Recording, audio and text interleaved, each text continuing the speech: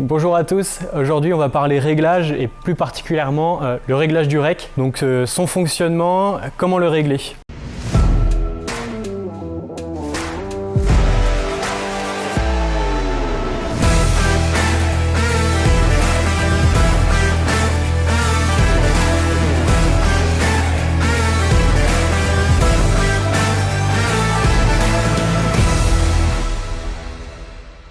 Donc le rec, tout d'abord, qu'est-ce que c'est?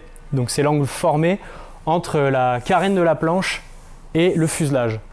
Donc on va parler d'un angle plutôt positif lorsque le fuselage est plutôt ouvert par rapport à la carène et d'un angle plutôt négatif quand l'angle de la carène et du fuselage est plutôt fermé, donc négatif. Donc nativement, nos foils sont réglés pour fonctionner avec ces planches. On n'a pas besoin de faire de réglages supplémentaires. Donc on aura nos foils de surf spécifiques pour le surf foil et puis les foils de wing foil déjà réqués pour le wing foil. En revanche, lorsqu'on va monter nos foils sur une planche d'une autre marque, peut-être qu'on va avoir besoin d'ajuster ce rec car en termes de sensation, la planche peut avoir des caractéristiques un peu différentes. Donc on va vous expliquer comment régler ce rec sur d'autres matériels. Concrètement, quand on a un rec plutôt mal réglé, ça va se ressentir de deux manières différentes. Première possibilité, c'est d'avoir la planche nose down, c'est-à-dire quand on accélère, la planche va avoir tendance à vouloir plonger et donc il va falloir qu'on compense très fort sur la jambe arrière, ce qui n'est pas forcément super agréable. Deuxième possibilité, c'est au contraire une planche nose up,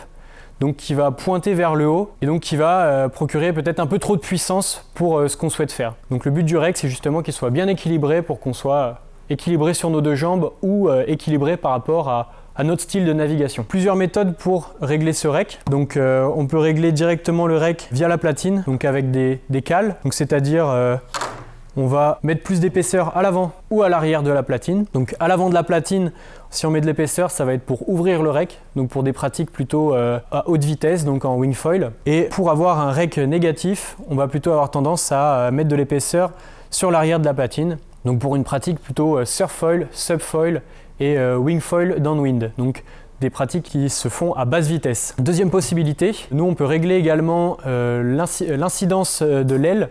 Donc c'est-à-dire en mettant une cale sur la vis avant, donc ça va modifier l'incidence de l'aile et donc ça aura le même effet que le rec. Donc pour une pratique plutôt wing foil à haute vitesse, donc on va mettre une cale sur la vis avant si jamais le rec est mal réglé. Et pour une pratique plutôt subfoil, surfoil et wing foil downwind, ce sera une cale sur la vis arrière pour monter, pour mettre le bord d'attaque dans ce sens-là. Donc le réglage de cale dans l'aile, donc c'est super facile, ça se fait au montage de l'aile. C'est des petites cales qui sont livrées en même temps que nos foils. La deuxième possibilité qui est de régler par la platine, il faut quand même avoir des bonnes longueurs de vis, des longueurs de vis différentes. Lorsqu'on va mettre plus d'épaisseur, il va falloir qu'on modifie la longueur des vis, donc on n'a pas tout le temps ça avec nous. Donc si besoin, on va corriger notre rec pour la discipline qu'on souhaite pratiquer. Rien de plus facile de vous montrer ça avec des petits dessins, et donc vous pourrez bien voir l'angle de la planche, l'angle du foil et donc du coup les avantages, les inconvénients par rapport à deux pratiques différentes. Comme je l'ai dit tout à l'heure, pour une pratique à basse vitesse, donc pour du downwind ou du surfoil, subfoil,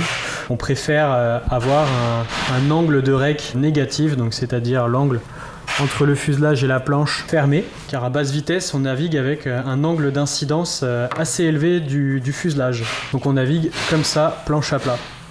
Ça permet de dynamiser la pratique, la relance et faciliter le pumping à basse vitesse. Donc comme on a un fuselage qui a un angle d'incidence assez élevé, ça va nous donner un foil qui vole plus tôt, qui sera plus tolérant à bas régime pour une pratique plutôt dynamique, pour du downwind ou du pumping. Donc on peut également sur ce type de pratique réduire la surface du stabiliseur pour gagner un peu en manœuvrabilité. Pour une pratique plutôt freeride en wing foil ou race, on va préférer un angle de rec positif, donc c'est-à-dire ouvert entre le fuselage et la planche, qui a plusieurs avantages. Le premier, ça va être de pouvoir donc naturellement reculer un peu notre centre de gravité. Donc en fait, on voit là le petit bonhomme, il est un peu plus penché en arrière par rapport au surfoil. Donc en fait, le centre de gravité est un peu légèrement reculé. Et donc pour compenser ce centre de gravité qui a reculé, on va fléchir légèrement la jambe avant. Donc on aura un petit peu plus d'appui pied avant. Donc ce qui est préférable pour le contrôle à plus haute vitesse. Il vaut mieux avoir un appui